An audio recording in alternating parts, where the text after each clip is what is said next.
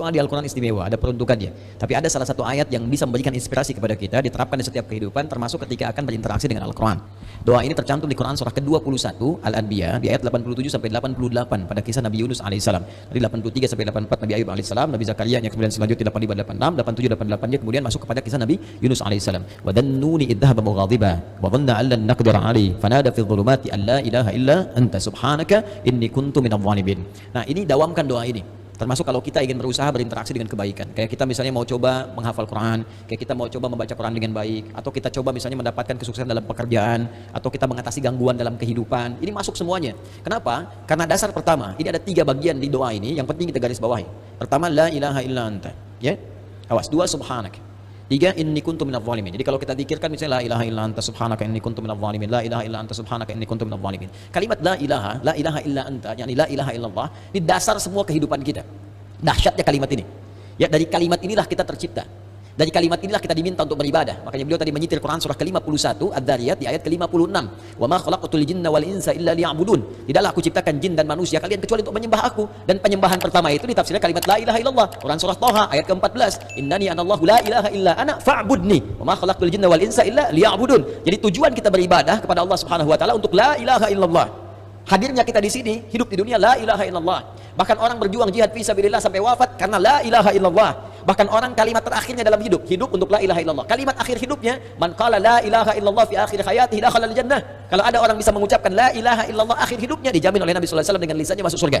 Bayangkan, kita hidup untuk la ilaha illallah, berjuang untuk la ilaha illallah, wafat pun bisa mengucapkan la ilaha illallah, dijamin semua kebaikan. Jadi ketika kita berdoa menggunakan satu kalimat ini kepada Allah, seakan-akan kita mengatakan, ya Allah, bukankah dengan kalimat ini, bukankah dengan kata ini aku dihidupkan untuk beraktivitas, bukankah dengan kata ini aku diminta beribadah, bukankah dengan kata ini aku diminta untuk berjuang sampai wafat, maka dengan semua keistimewaan di kata ini, ya Allah, mohon kabulkan, aku ingin minta sesuatu, aku sakit, mohon sembuhkan, ya Allah, aku dikerjai orang, mohon lindungi, ya Allah, aku punya kesulitan, mohon mudahkan, ya Allah, subhanak. Subhanak, kata subhanak itu menafikan semua yang tidak setara dengan sifat-sifat Allah. Ya, contoh orang mengatakan Allah punya anak, makanya turun Quran surah kedua ayat 116.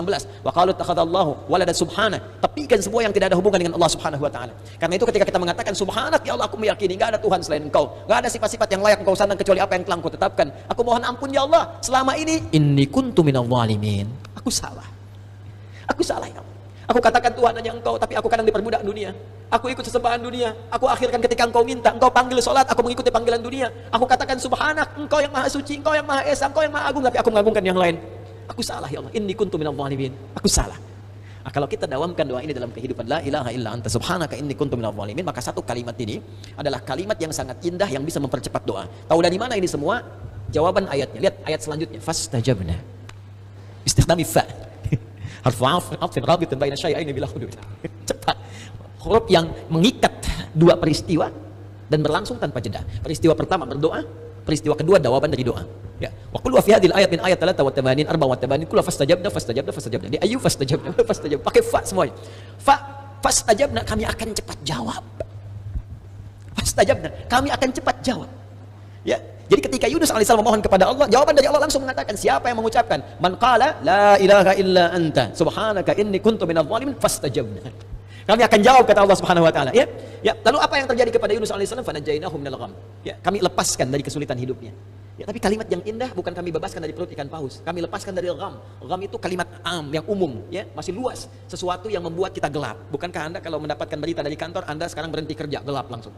Padahal harinya siang. Bisa kepleset di jalan, kan? Lamaran ditolak langsung gelap, gitu kan? Itu gham namanya. Wa kadzalika nunjil mu'minin. Demikianlah kalau ada orang beriman setelah ini mengamalkan doa yang sama, kata Allah, kami jamin kami akan kabulkan seperti aku mengabulkan doanya Yunus alaihissalam.